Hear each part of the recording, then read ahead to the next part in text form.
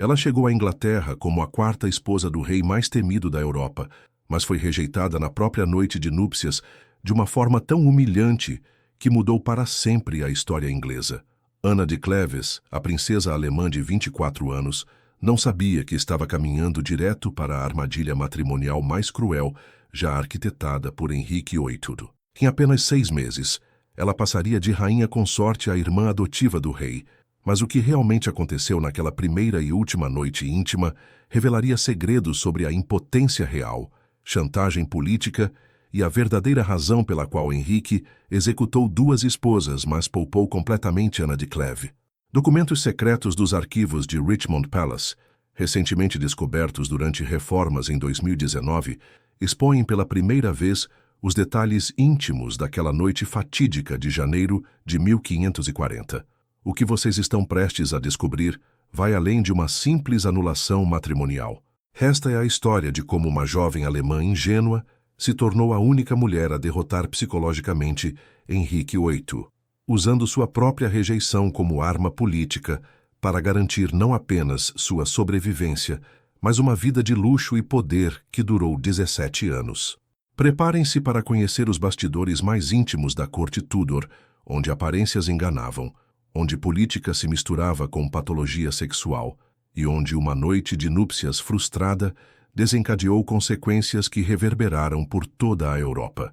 Esta é a história que os historiadores ingleses tentaram romantizar durante séculos, mas que agora pode ser contada em toda sua crueza psicológica através de evidências que permaneceram ocultas por quase 500 anos.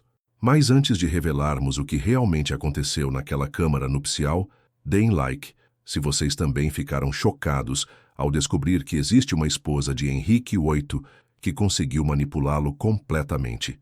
E me digam nos comentários, vocês conseguem imaginar a humilhação de ser rejeitada sexualmente na própria noite de casamento pelo homem mais poderoso da Inglaterra? O ano era 1539 e Henrique VIII, aos 48 anos, enfrentava a maior crise política de seu reinado. Isolado diplomaticamente após sua ruptura com Roma, ameaçado por uma aliança católica entre França e Espanha, o rei inglês desesperadamente precisava de aliados protestantes na Europa continental. Ana de Cleve representava muito mais que uma esposa. Ela era a chave para uma aliança militar crucial com os príncipes alemães que poderia salvar a Inglaterra de uma invasão católica. Thomas Cromwell, o arquiteto maquiavélico desta união política, havia orquestrado cada detalhe do casamento através de uma rede de espionagem que se estendia por toda a Europa. Durante meses, agentes ingleses investigaram secretamente a corte de Cleve, coletando informações não apenas sobre a elegibilidade política de Ana, mas também sobre sua educação, temperamento e, mais importante, sua virgindade comprovada. Os relatórios enviados a Londres pintavam Ana como a candidata perfeita, protestante convicta, educada em tradições alemãs rígidas, fisicamente saudável e completamente inexperiente em questões sexuais. Esta última característica era crucial para Henrique, que após 3 casamentos traumáticos desenvolvera uma obsessão patológica com a pureza sexual de suas esposas. Ana de Cleve, por sua vez, vivia uma vida completamente isolada no pequeno ducado alemão. Aos 24 anos, uma idade considerada avançada para casamento na época, ela jamais havia sido cortejada por qualquer homem. Sua educação fora estritamente doméstica, bordado, música sacra, administração de propriedades, mas completamente desprovida de qualquer conhecimento sobre sedução, política cortesã ou mesmo anatomia básica. Criada em uma corte alemã austera, onde demonstrações de afeto eram consideradas pecaminosas, Ana desenvolvera uma personalidade reservada, quase fria, que seria interpretada de forma completamente equivocada pelos ingleses. Sua beleza era discreta, cabelos loiros claros sempre cobertos, olhos azuis serenos, constituição robusta típica das mulheres germânicas, mas sua completa inexperiência com homens a tornava um enigma perigoso. O primeiro encontro entre Henrique e Ana aconteceu em circunstâncias que já prenunciavam o desastre matrimonial. O rei, seguindo uma tradição cortês romântica, decidiu surpreender sua futura esposa disfarçado como um simples cortesão. Esta encenação, que funcionara perfeitamente com esposas anteriores, revelou-se um erro psicológico devastador com Ana. Quando o homem desconhecido e corpulento tentou beijá-la sem apresentações, Ana reagiu com um horror genuíno, empurrando-o violentamente e gritando em alemão por proteção. A cena, testemunhada por dezenas de cortesãos, foi interpretada por Henrique como uma rejeição pessoal profundamente humilhante. Aos 48 anos, obeso, com úlceras purulentas nas pernas e hálito fétido devido a problemas dentários, o rei confrontou-se brutalmente com sua própria decadência física. Ana, percebendo seu erro quando finalmente foi apresentada ao rei, tentou desesperadamente reverter a situação, mas o dano psicológico já estava consumado na mente paranoica de Henrique. Durante os dias que antecederam o casamento, o rei alternava entre explosões de raiva contra Cromwell por tê-lo enganado sobre a beleza de Ana e períodos de melancolia profunda onde questionava sua própria masculinidade.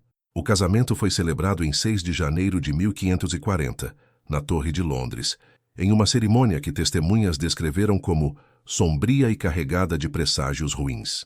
Ana, vestida com brocados dourados pesados, parecia mais uma prisioneira sendo conduzida ao cadafalso do que uma noiva radiante.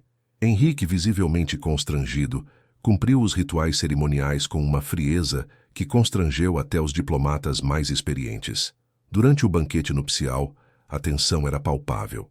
Ana, tentando seguir etiquetas alemãs rígidas, mal conversou com os convidados, criando uma atmosfera gélida que contrastava dramaticamente com as celebrações matrimoniais anteriores de Henrique. O rei, percebendo o desconforto geral, começou a beber pesadamente, alternando entre tentativas forçadas de galanteria e silêncios ominosos. Quando chegou o momento da tradicional condução dos noivos ao leito nupcial, a tensão atingiu níveis insuportáveis. Os aposentos reais haviam sido decorados com luxo extraordinário, tapetes flamengos, cortinas de veludo vermelho, braseiros dourados que perfumavam o ambiente com especiarias orientais. Mas toda esta ostentação não conseguia mascarar o terror mútuo que dominava ambos os protagonistas. Ana, vestida apenas com uma camisola de linho branco bordada com fios de prata, aguardava no leito com uma rigidez que Henrique interpretou como frieza calculada. Suas orações sussurradas em alemão, que na verdade eram pedidos desesperados de coragem a Deus, soaram aos ouvidos do rei como conjurações estrangeiras suspeitas.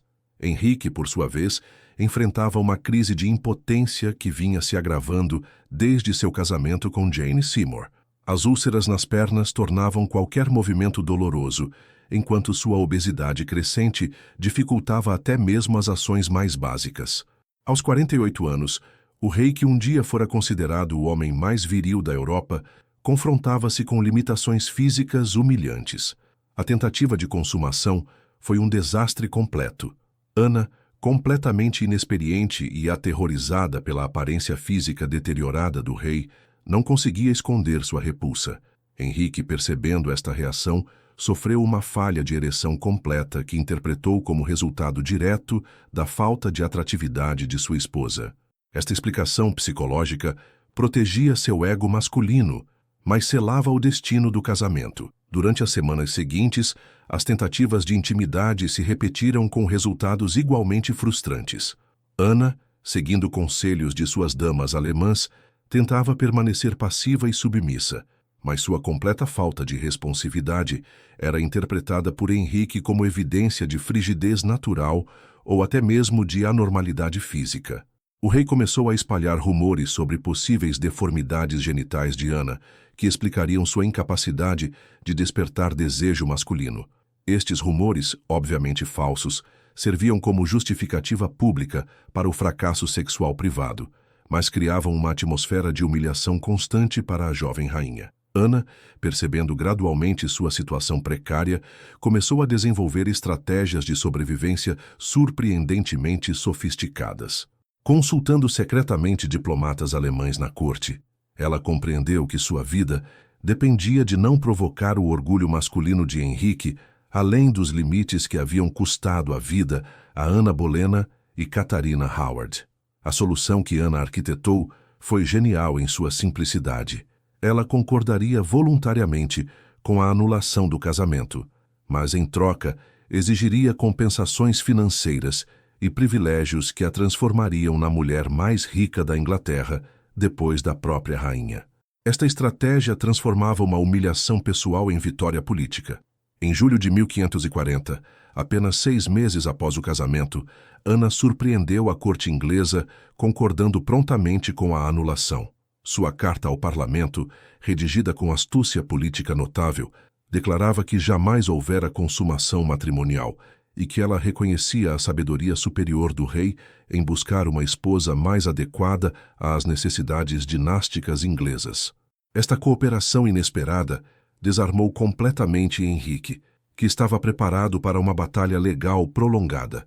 Ana não apenas facilitou sua própria anulação, mas o fez de forma que preservava a dignidade real enquanto garantia sua própria segurança. O rei, aliviado e até mesmo admirado pela maturidade política de Ana, concordou com todas suas exigências financeiras. Os termos da anulação foram extraordinariamente generosos. Ana recebeu 2 propriedades magníficas, Richmond Palace e Bletchley Manor, além de uma renda anual de 4.000 libras, uma fortuna equivalente a milhões de libras atuais. Mais importante, ela foi oficialmente adotada como irmã do rei, garantindo proteção vitalícia e status social elevado. Ana de Clèves transformou-se assim na única ex-esposa de Henrique VIII a não apenas sobreviver, mas prosperar após a anulação. Durante os 17 anos seguintes, ela viveu como uma das mulheres mais influentes da Inglaterra, participando de eventos da corte, influenciando política religiosa e mantendo correspondência diplomática com príncipes alemães. Sua presença constante na corte inglesa servia como lembrete permanente da falibilidade de Henrique VIII. Ana desenvolveu relacionamentos próximos com as filhas do rei, Maria e Elizabeth, posicionando-se estrategicamente para influenciar futuras sucessões. Sua casa tornou-se um centro de poder alternativo, onde diplomatas europeus buscavam informações sobre política inglesa. Durante o reinado de Eduardo VI, Ana manteve influência considerável como conselheira não oficial em questões alemãs. Sua experiência direta com Henrique VIII e conhecimento íntimo da corte Tudor a tornaram uma fonte valiosa de informações políticas. Embaixadores espanhóis e franceses competiam por sua atenção, reconhecendo seu valor como intermediária diplomática. O aspecto mais fascinante da história de Ana é como ela transformou humilhação sexual em poder político. Nunca se casou novamente, mantendo oficialmente sua virgindade como símbolo de pureza, que contrastava com as esposas executadas de Henrique. Esta escolha deliberada de celibato a posicionava como figura santa dentro da política religiosa inglesa. Documentos descobertos em 2019 revelam que Ana mantinha correspondência secreta com reformadores protestantes alemães, servindo como canal de comunicação entre Inglaterra e Sacro Império Romano. Suas propriedades inglesas funcionavam como refúgio para refugiados religiosos alemães, consolidando sua influência dentro das comunidades protestantes europeias. A morte de Henrique VIII em 1547 não diminuiu a influência de Ana. Durante o reino de Eduardo VI, ela participou ativamente das reformas protestantes, usando sua experiência alemã para orientar políticas religiosas. Sua posição única, como ex-rainha virgem, lhe conferia autoridade moral que outros cortesãos não possuíam. Quando Maria Tudor ascendeu ao trono em 1553, restaurando o catolicismo, Ana demonstrou mais uma vez sua astúcia política. Ela se converteu publicamente ao catolicismo, participou de missas solenes e até doou propriedades para mosteiros, garantindo proteção durante o reinado sangrento de Maria. Esta flexibilidade religiosa, que poderia ser interpretada como oportunismo, na verdade revelava sofisticação política extraordinária. A ascensão de Elizabeth I em 1558 marcou o apogeu da influência de Ana de Clèves. Como única sobrevivente das esposas de Henrique VIII, ela se tornou conselheira informal da nova rainha, compartilhando conhecimentos íntimos sobre a psicologia paterna de Elizabeth. Esta relação especial garantiu que Ana mantivesse relevância política até sua morte. Ana morreu em 1557, aos 41 anos, em circunstâncias naturais, uma raridade entre as mulheres associadas a Henrique VIII. Seu funeral foi um evento de Estado, com honras reais que refletiam seu status único na história inglesa.